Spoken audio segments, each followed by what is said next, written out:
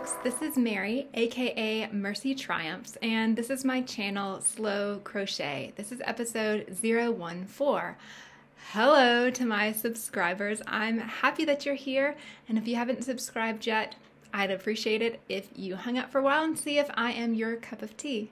Real quick, this beanie that I'm wearing is a bag-o-day pattern. It's one of my favorites, and I'll link the tutorial below.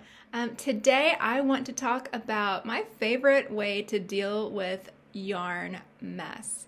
And by that I mean, how do I manage my yarn? Do I keep it in a cake? Do I use a yarn ball winder? Do I make my own balls? Well, I make my own balls, spoiler alert. I was interested in this topic because I have a friend who is kind of relearning how to crochet, and she was just given a beautiful yarn bowl and was asking if there was a way that I knew of that I like to keep my yarn tidy if I don't have a yarn ball winder and a Swift.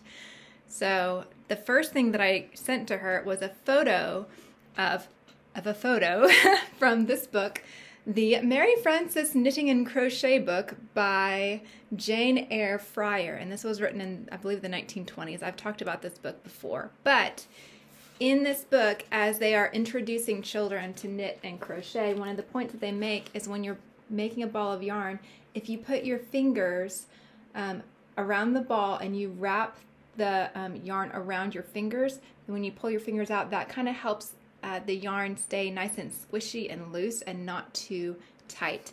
Because the idea, of course, is that you don't want to stretch out your yarn. You want it to stay loose, and so even when it's in a ball form, you don't want to just go super, super tight, as is our tendency to do. So I have a partial skein here that I had found the center pole that had gotten all kinds of messy on the other end of it. So this is a good candidate for turning into a ball. Now, if you already have a cake with a center pole, that is pretty straightforward, but I have found sometimes even with cakes, like if I pull from the center, it gets to a point where the cake no longer is self-supporting and starts to collapse in on itself, and then things can just still turn into a tangled mess. So sometimes at that point, even if I'm still working on a project, if I've pulled from the center and it's all collapsed now, I will find the outside and I will still wind a ball using the remainder. I have yarn bowls that I use, or sometimes I just don't even mind it rolling around beside me, or even just a cereal bowl can work in a pinch. But I find that that really helps my experience stay nicer, where I can really get into a nice flow when I'm crocheting.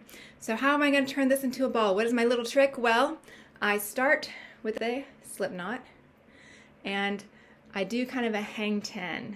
I pop the slip knot over one pinky, and then I start with the thumb, and very loosely I'm doing a figure 8 and always going up and over and up and over and up and over. And this is actually, it's kind of nice too, because I'm stretching out my hands some after I've been crocheting for a time, so it's kind of a nice thing. You go as loose as you can speed up, you can go more quickly if you like, but eventually the point is that you're gonna get to a place where you're ready to pull it off of your fingers. And so I'm keeping the tension loose with my right hand as I'm wrapping with my left. And if you want to practice dexterity between your hands, you can also switch it. I learned to do this when I was teaching, and one of my coworkers showed me how, and one of the things that she would do is to help children focus if they needed to just calm down, she would give them this task to do, and it would actually help them calm down, and it would actually, because you're coordinating both your right hand and your left hand, you are working on building connections across the sides of your brain. And so that is going to tie into things like playing instruments or literacy. There's all kinds of things where you need to coordinate both sides of your body, or the two sides of your body are doing different things at the same time.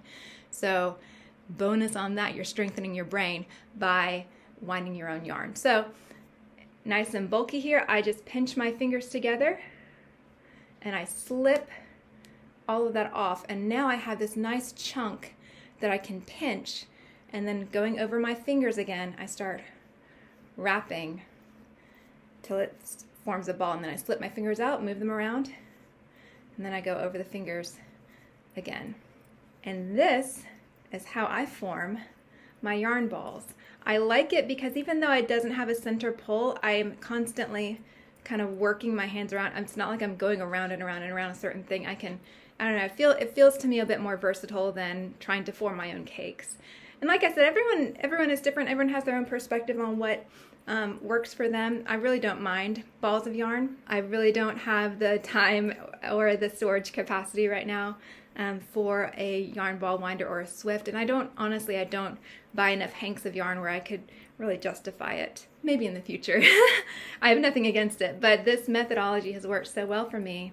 This is what I'm going to be teaching my children as well. And it does take patience. You know, as you're doing this, you're also working on some fine motor skills. You're working on how tense to hold this to keep the wraps on there. And so, yeah, I love that I learned how to do this at a school from another teacher as a means of helping children learn to concentrate and focus. And again, work on crossing the midline as well as building some fine motor skills and even some gross motor skills as well.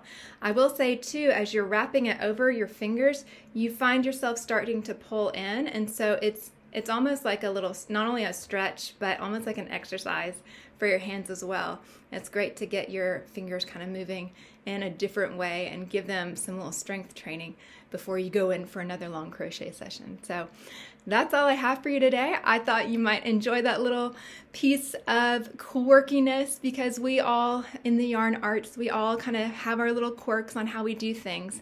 And I just wanted to share it with you. So question to you, are you a cake lover? Are you a ball winder? Do you have a different methodology that you use? Who taught you how to wind a ball of yarn or how to care for your yarn before it turns into a massive snarl?